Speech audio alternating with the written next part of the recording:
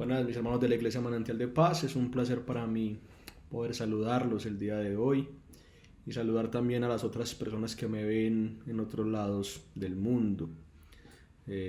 Sepan que estamos orando por ustedes y que seguimos en estos tiempos alabando a nuestro buen Dios, que nos permite poder disfrutar de el estudio y también de las enseñanzas tan claras que nos da su palabra en medio de estos tiempos. Así que oremos y luego comenzamos con la prédica que nos invita el día de hoy. Padre Celestial, muchas gracias porque nos permites adorarte, orarte, honrarte, Señor, de esta manera. A pesar de que no estamos tan cerca como para hacer una correcta comprensión de lo que significa comunidad, pero sí al menos por estos medios relacionándonos en torno a tu palabra. Tu palabra, Señor, que es vida, que es luz, que es refrigerio para muchos de nosotros en estos tiempos. Es por lo cual nos unimos para celebrar que tú sigues siendo Rey en medio de estas situaciones y que a pesar de estas situaciones, tú te sigues posicionando por encima de ellas y las controlas absolutamente todas. En tu nombre, Señor, oramos. Amén y amén. Seguro que ya muchos conocen mi preocupación, o más bien mi posición, sobre la interpretación que le puedo dar al fenómeno coronavirus en relación con los últimos tiempos.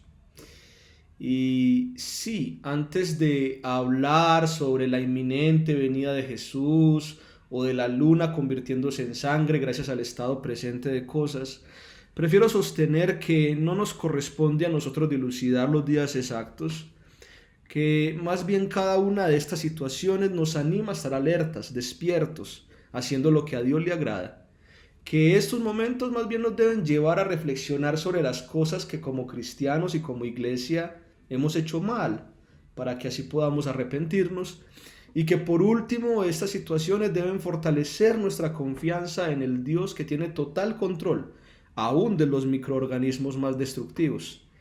Y todo eso lo he comentado en anteriores predicaciones. No obstante, ¿y cómo evitarlo? No niego mis preocupaciones y sé que muchos de ustedes tampoco, sobre los sufrimientos que tanto yo como varios de ustedes pueden estar pasando. Es imposible que no lleguen a veces pensamientos de ¿cuándo será que Dios viene y acaba con todo esto? Al ver cómo varias personas mueren por el virus, pero también al ver la injusticia y la aparentemente insuperable desigualdad social que se ha generado. No es para menos, este fenómeno sin duda ha sacado los verdaderos colores de la humanidad, tan negros como el pecado mismo. Y si bien reconocemos la respuesta a la pregunta, la preocupación es inherente a nuestras dificultades. Al fin y al cabo, ¿cómo no pensar en el fin del mundo cuando vemos que todo a nuestro alrededor se va a pique? ¿Cómo no pensar en el fin del mundo cuando Dios parece no hacer nada por la situación mundial? ¿Cómo no pensar en el fin del mundo cuando, ya de maneras más específicas, somos nosotros los que recibimos el baldado de agua fría al conocer que un familiar murió porque no había respiradores suficientes, al conocer que un hermano de la iglesia se enfermó, pero tiene que quedarse en la casa porque no hay doctores suficientes para atenderlo, al conocer que a un primo lo golpearon en la calle porque no llevaba tapabocas, al conocer que varios hermanos adscritos al ministerio han muerto de maneras misteriosas cuando trataron de denunciar los abusos que se han gestado, producto de la confusión que genera este fenómeno. Y cómo no, por un lado un peligro que no podemos ver, por el otro un peligro que podemos ver pero que no podemos hacer nada por nuestras propias fuerzas para detenerlo. El virus y la corrupción se ha convertido en el hambre y las ganas de comer. ¿Y cómo no estar preocupados al punto de decir, Señor, ¿cuándo vienes?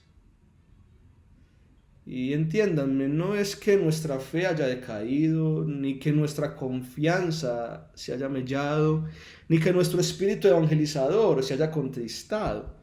Pero no podemos negar que en nuestra humanidad contradictoria, la fe y el desánimo se dan la mano para acompañarse por este camino tan glorioso como espinoso. Esto claramente me levanta una pregunta que quisiera contestar de forma bíblica.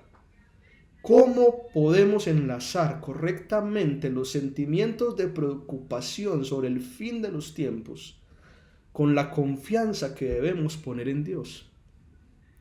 Para responder a esta pregunta de manera eficiente, creo que es necesario estudiar las cartas del apóstol Pablo a los tesalonicenses. Pero como el tema va para largo, voy a dividir esta predicación en 3 partes. Ya llegaré a presentarles la división. Por ahora conozcamos un poco del contexto que me hace pensar en esta sección para poder responder a tamaña pregunta. Y ese contexto radica en una ciudad, Tesalónica. Algo pasa en Tesalónica. Nos ubicamos en el año 46 después de Cristo. Para este año, esta ciudad, antes de que la iglesia naciera allí, había comenzado a prosperar exitosamente en el comercio de la región gracias al trabajo de varias comunidades judías, las cuales comenzaron a ganar mucha influencia. Tesalónica era una de las pocas polis bendecida por su propio sistema político y judicial, gobernada por un grupo de 5 alcaldes, o también llamados politarcas. Y en medio de ese sistema la influencia lo es todo.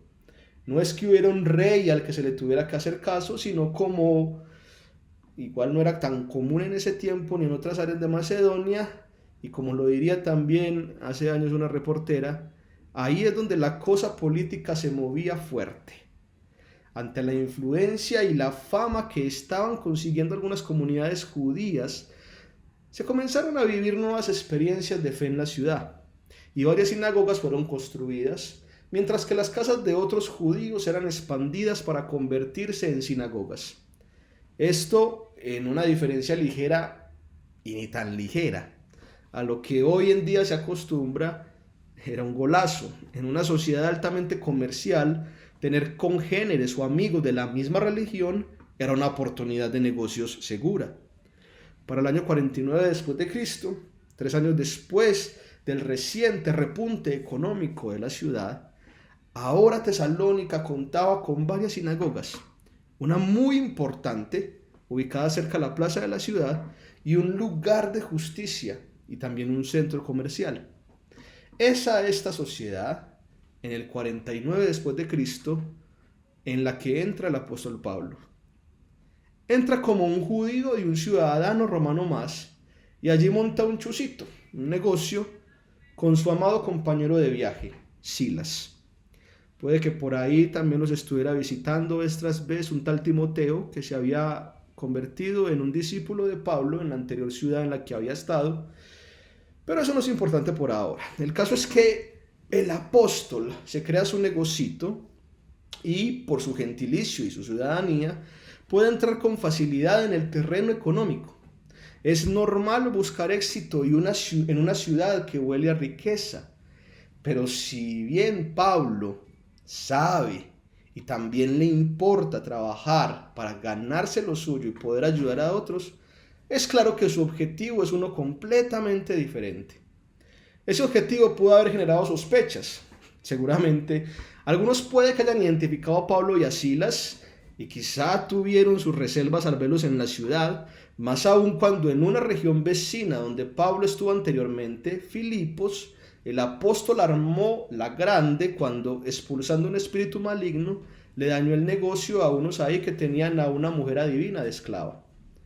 No daba buen augurio para el comercio tesalonicense que Pablo estuviera por ahí, y en efecto no lo dio. Luego de unos meses, como se puede ver, probablemente unos 4, en Tesalónica, trabajando de sol a sol y luego hablando con personas cercanas a la sinagoga, como acostumbraba hacer, Pablo comienza su avanzada. Yendo varias veces a la sinagoga en tiempos álgidos, les predicaba el evangelio a quienes estaban allí y también a los que pasaban por allí. Con el tiempo hace que mucha gente se rinda a los pies de Jesús en aquel lugar. Judíos de pura cepa, griegos que se convirtieron al judaísmo, griegos que tienen alguna simpatía con la religión judía, quizá para sacar parte del negocio que hacían con ellos, y por si fuera poco, un buen número de mujeres que tenía gran influencia política y comercial en la ciudad. Lo más importante es que todas estas personas recibieron el Evangelio con mucha nobleza, creyendo de verdad en él. Y eso hizo que, si el comercio debía depender de una influencia religiosa, ahora estaba en lucha porque se había levantado un nuevo nombre a tener en cuenta: el Rey Jesús. Es así como Pablo le dañó el chuzo a esa gente.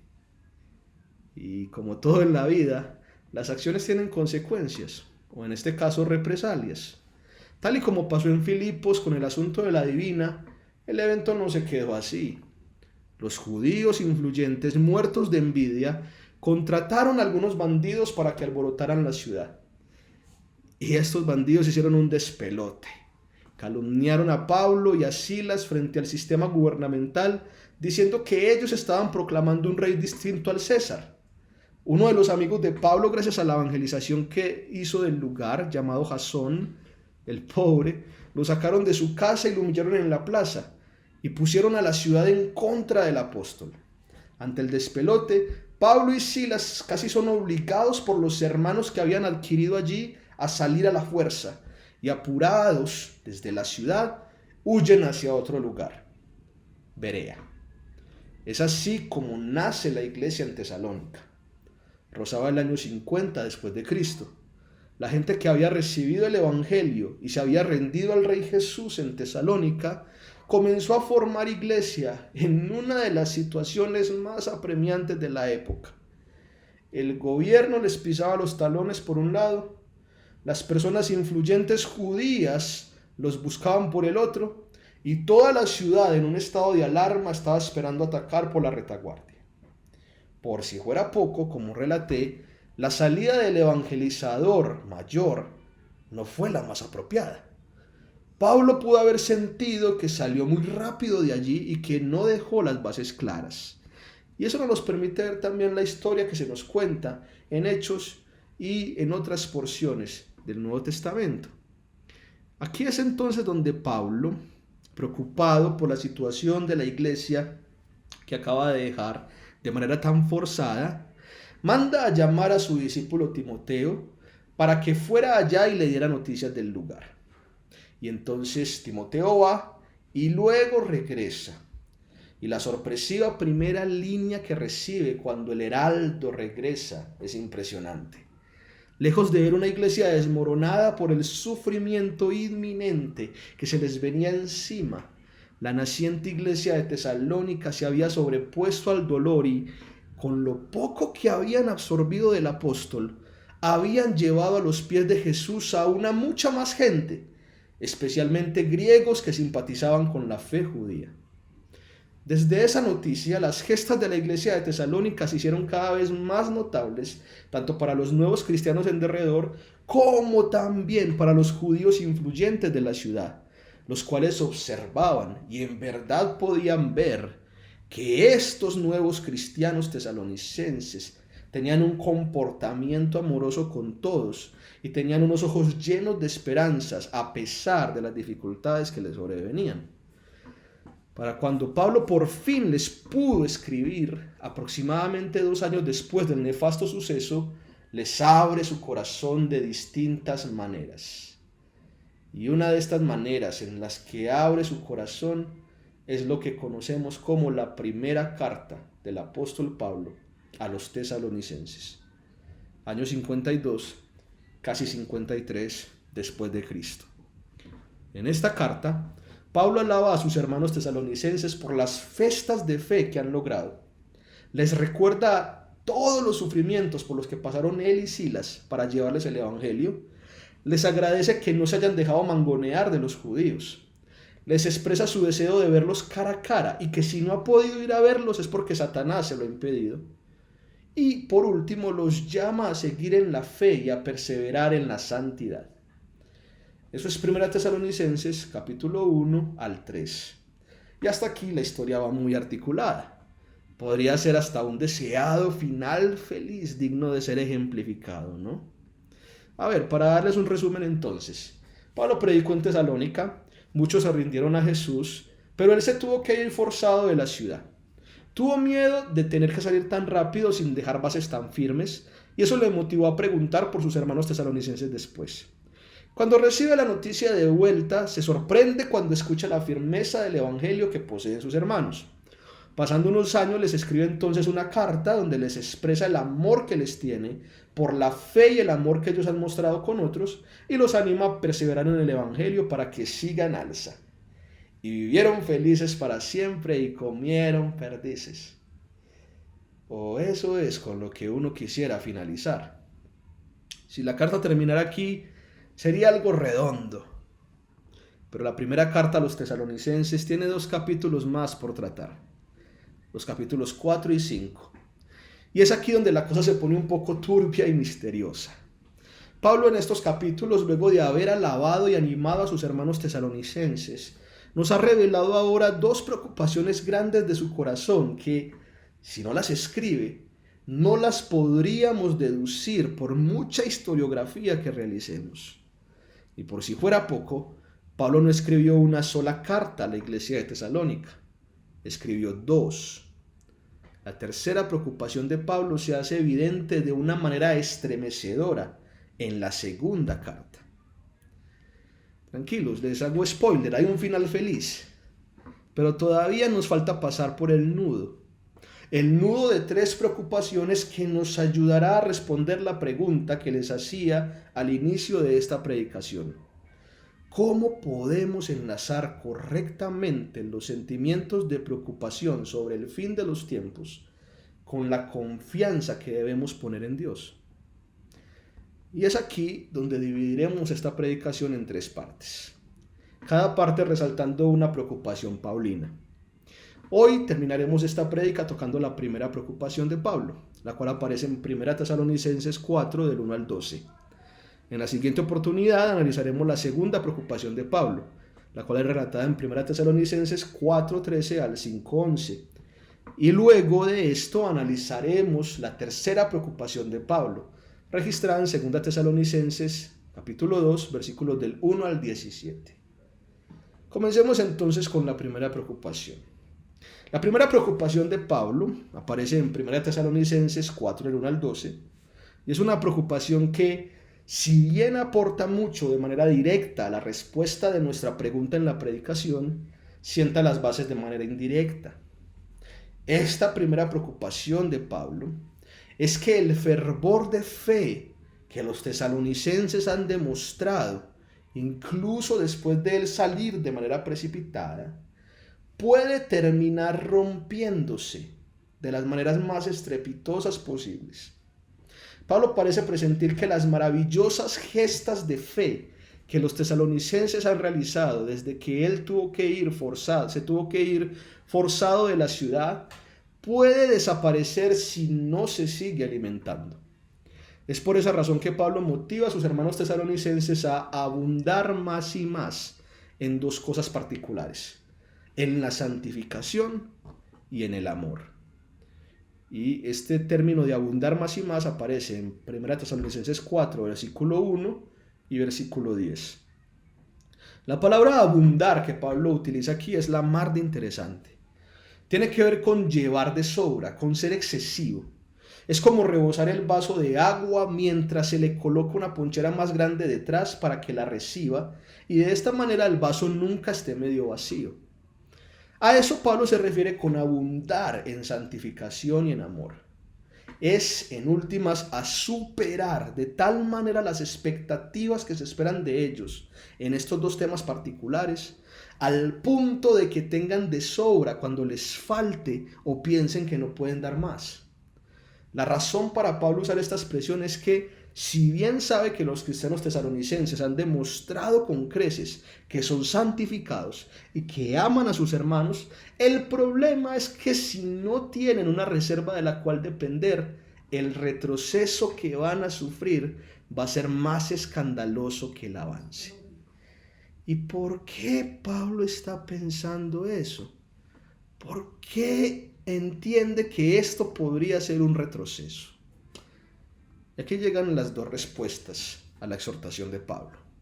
En el primer caso, abundar en santificación, muchos tesalonicenses, con la poca información que han recibido del apóstol, aún después de haber recibido instrucciones precisas al respecto de su comportamiento, eso nos lo dice 1 Tesalonicenses 4, versículo 1, pueden llegar a pensar: yo he mostrado a otros a creer en Dios, a amar al hermano, a vivir en santidad, pero es que los judíos me tienen en la mira, el gobierno me sigue las pisadas y la ciudad en cualquier momento puede explotar y puede volverse a formar ese alboroto que había pasado antes cuando Pablo estaba.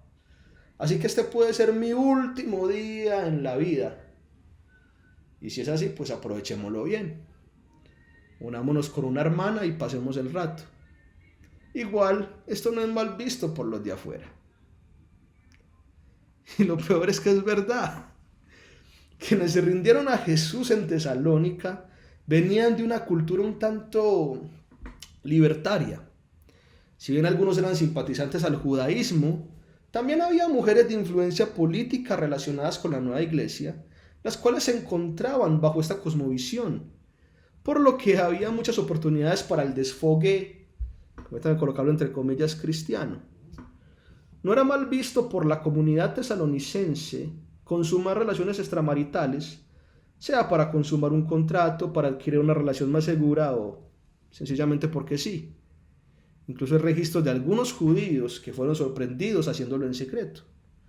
Pero Pablo está preocupado de que esa fortaleza en la santificación de sus hermanos tesalonicenses no pierda impulso, no pierda nafta, pensando en que en medio del sufrimiento constante, como lo sufrió el mismo apóstol, hagan como si no hay día asegurado, un elemento cultural que no es mal visto por la sociedad pueda ser aceptado por la voluntad del pueblo. Así como la gente dice, murió en su ley, pero murió feliz.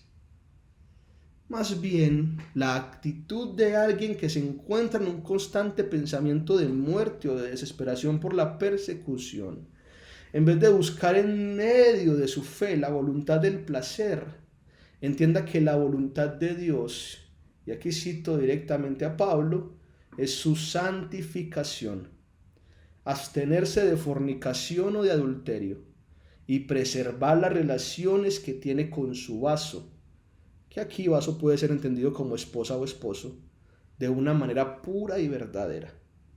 1 Tesalonicenses 4, del 3 al 5. No hacerlo así, dice Pablo, puede hacerle pensar a alguien que hay una fe fortalecida para los de afuera, pero para los de adentro de la iglesia, si todos están deseando las esposas de todos, porque hasta cierto punto es algo válido culturalmente hablando, solo reside una cuota en él de, pues eso que veo en la iglesia lo veo en otras partes. Y es aquí donde Pablo dice, ojo, seguir la voluntad aceptable de la cultura no es seguir la voluntad de Dios. Y por esa actitud de fe sin santidad, el Señor mismo se encargará de ejecutar venganza. Quien piensa que no está haciendo nada malo, termina diciendo el apóstol, no está rechazando al que se lo está diciendo, sino que está rechazando a Dios, quien ha dado también al Espíritu Santo, el cual le recuerda que, por mucho que la sociedad acepte la aventurita, Dios pide más. Uno podría tener fe y seguir creciendo en la fe, pero hay que abundar en santificación. Si la iglesia de Tesalónica pierde el impulso de la fe que ha demostrado en medio del sufrimiento, aquí Pablo nos muestra que puede caer de maneras más escandalosas a la buena fama que ha conseguido. Por eso el llamado del apóstol en medio de su preocupación es a que abunden más y más en santificación, que no se sometan a la voluntad esperable de su cultura, sino que se sometan a la voluntad contracorriente de Dios, para que la fe sea más y más profundizada. sin importar la visión del fin de los tiempos que el cristiano tenga. Ahora bien, en el caso de abundar en amor, cual aparece en 1 Tesalonicenses 4, versículo 10, Pablo sabe que el amor de sus hermanos tesalonicenses por otros hermanos en la fe es real y sincero. Pero parece que pasa algo aquí. Pablo lanza esta exhortación a abundar en amor porque le preocupa que el amor en medio del sufrimiento y las fuerzas opresoras que debe enfrentar la iglesia en Tesalónica pierda el correcto impulso por el que debe establecerse. Y es que al parecer varios hermanos de Tesalónica, por razón del sufrimiento que estaban pasando y gracias a las gestas de fe que habían logrado, estaban dejando de trabajar con el fin de proseguir por esta carrera de sufrimiento amoroso. Claro, Pablo cuando estuvo con la iglesia les predicó los padecimientos amorosos del Rey Jesús para poder salvarlos, quien dejó su reino, dejó su estatus, lo dejó todo para llegar y morir por nosotros. Y una muestra de amor tan sacrificial a los hermanos en la fe debe ser expresada. Obvio que sí. Pero de ahí a dejar de trabajar con tal de sufrir ese amor y salvar al otro, o de esperar amor de otro hermano para que lo mantenga uno, en un mundo de diferencia. Una cosa es una cosa y otra cosa es otra cosa. Amar al hermano es loable, pero que ese impulso del amor, el cual ahora relata Pablo en 1 Tesalonicenses 4, versículos 11 y 12, no se vea embarrado por cristianos que, bajo la bandera del amor y sabiendo que el sufrimiento en el que están los puede matar en cualquier momento, se vuelvan unos mantenidos.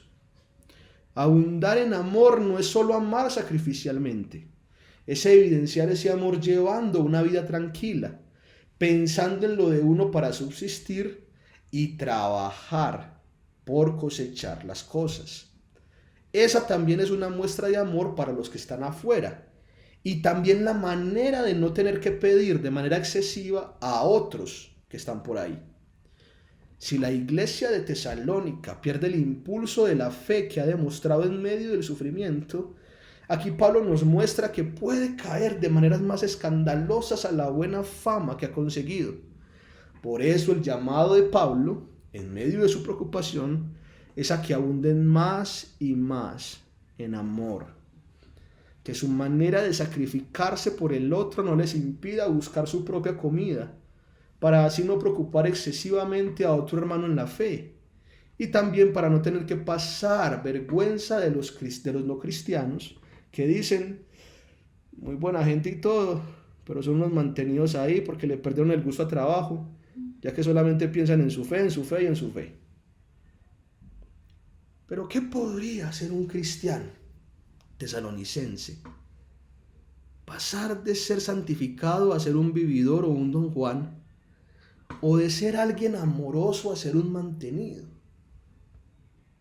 La reverberancia de la preocupación de Pablo creo que ya la están notando, ¿no? Si bien los hermanos de Tesalónica han crecido en su fe, no han temido predicar a los demás, han llevado a los otros a esta posición necesaria en donde se encuentra tanto la fe que han puesto en su Rey Jesús como la gracia misma de poder vivir en medio de un sufrimiento tan escandaloso como el que estaban viviendo.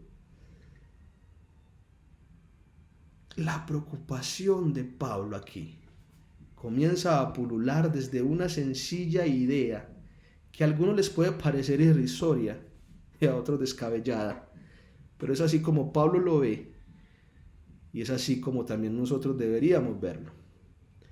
Los cristianos tesalonicenses pueden caer en estas dos cosas, en ser vividores o mantenidos, dependiendo de la manera en que piensen del fin de los tiempos. Así es. Para Pablo, tener un pensamiento erróneo del fin de los tiempos, tener un pensamiento equivocado acerca de la venida de Jesús a la tierra, es lo que puede desnivelar un comportamiento santo en uno impuro y un comportamiento amoroso en uno aprovechado. Como ya lo habrán notado cuando estaba describiendo las dos exhortaciones de Pablo sobre abundar en santificación y en amor, la tensión radica en que quizá muchos cristianos tesalonicenses estaban en una situación tan difícil de persecución o de olor de muerte que los pensamientos acerca del fin de los tiempos se hacían más palpables y mostraban claramente y a grosso modo su error. Al final, un sentimiento erróneo de preocupación sobre el fin de los tiempos puede degenerar la confianza que hemos puesto en Dios, de maneras hasta un poco supinas, pero desastrosas, al punto de contraponernos a su voluntad o a la buena manera de hacer las cosas. Esto sin desmeritar la forma en que ahora se hacen. Y desde aquí que las otras dos preocupaciones de Pablo comenzarán a resurgir para contestar a la pregunta que nos hemos planteado en esta predicación. ¿Cómo podemos enlazar correctamente los sentimientos de preocupación sobre el fin de los tiempos con la confianza que debemos poner en Dios? Esto es lo que veremos en las otras dos predicaciones, las otras dos partes. Baste solo con decir en esta porción que si bien estamos a la expectativa de saber cómo orientar nuestras preocupaciones sobre el fin de los tiempos, para que nuestra confianza en Dios se enlace correctamente con ellas, estos dos puntos en los que debemos abundar, así como debían abundar los hermanos en Tesalónica, deben ser nuestro sonajero, aquello que nos debe recordar que nuestro camino no ha acabado. Todavía hoy somos llamados a abundar en santificación y en amor, a vivir conservándonos puros en medio de una impureza sexual que tanto ataca, y aún más en tiempos difíciles como los que estamos viviendo, ya desde otras ramas, ya desde algunas aventuras que se puedan tener tanto de manera presencial como virtual, pero siguiendo atacando nuestra vida y nuestra situación de santificación. Y también a evidenciar ante los demás que nuestra manera de amar no es sacrificándonos en nuestras creencias a costa de que otros nos mantengan, sino optar por buscar formas en donde demostrar con nuestro trabajo que podemos sostenernos sin incordiar ni a los de afuera ni a los de la familia de la fe.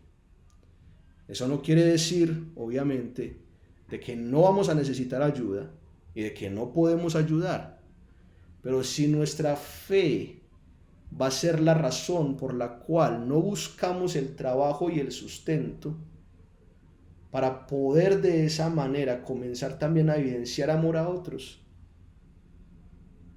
no estamos abundando en lo que Dios quiere que abundemos. Bajo esas dos cosas en particular, abundar en santificación y abundar en amor, vamos a ver cómo nuestra perspectiva del fin de los tiempos las pueden fortalecer en las siguientes partes. Oremos. Padre Celestial, muchas gracias porque nos permite recordar cuál es la relación existente entre nuestros sentimientos de preocupación sobre el fin de los tiempos y la confianza que debemos poner en ti. Y a través del estudio que podamos hacer de Tesalonicenses, Señor, tanto su primera como su segunda carta, permítenos recordar, Señor, permítenos tener conciencia, Señor, de que una preocupación correcta por el fin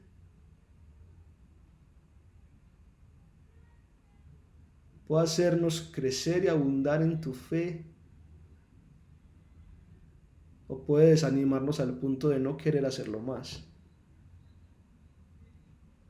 Ayúdanos a tener una correcta preocupación por el fin, una correcta preocupación por tu venida.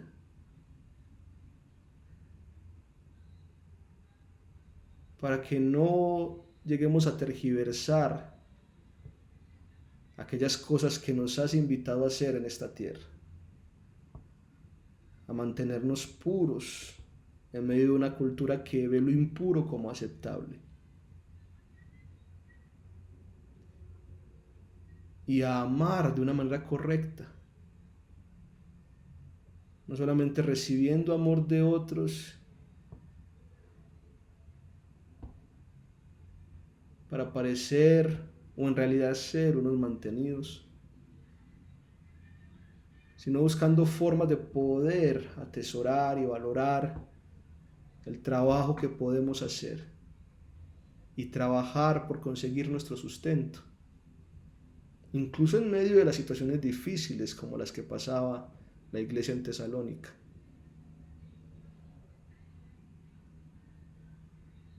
Para que no haya ni hermanos en Cristo ni personas no creyentes